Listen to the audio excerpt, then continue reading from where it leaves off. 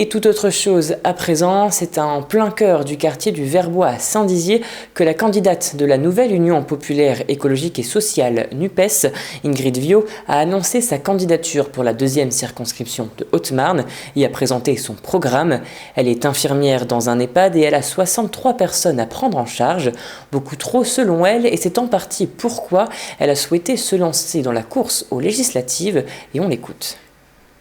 Il faut tout un changement pour que, en fin de compte, ces familles qui vivent ici puissent être bien logées, qu'ils puissent se nourrir correctement et qu'ils puissent avoir des enfants, leurs enfants puissent faire des études correctement. Parce que justement, en fait, au niveau des aides pour les enfants, les études, c'est minime. La cantine, les logements, quand ils vont à la fac ou tout ça, c'est de l'argent. Je suis contre toute forme d'injustice. Alors, c'est des trucs qui m'énervent à fond. Donc, je suis infirmière, donc ce qui me tient à cœur, c'est forcément le domaine de la santé, mais aussi de l'éducation, le bien vivre humain, animal et tout ce qui est climatique, écologique.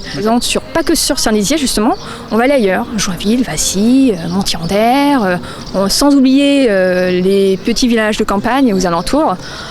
Ça va être compliqué parce qu'effectivement, je suis aussi conseillère municipale de ma commune et j'ai 4 enfants. Voilà. Mais je suis présente. Je suis originaire de Saint-Dizier, je suis né à Saint-Dizier, j'ai passé une bonne partie de ma vie à Joinville et je tenais à m'investir dans cette campagne et aider notre candidate Ingrid. Du service public, surtout les hôpitaux qui ont pris depuis ces dernières années et même avant la crise du Covid un gros coup.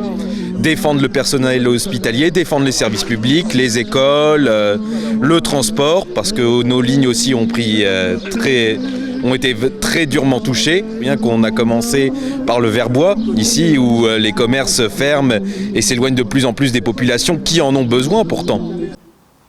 Et de l'art à présent, du 14 mai au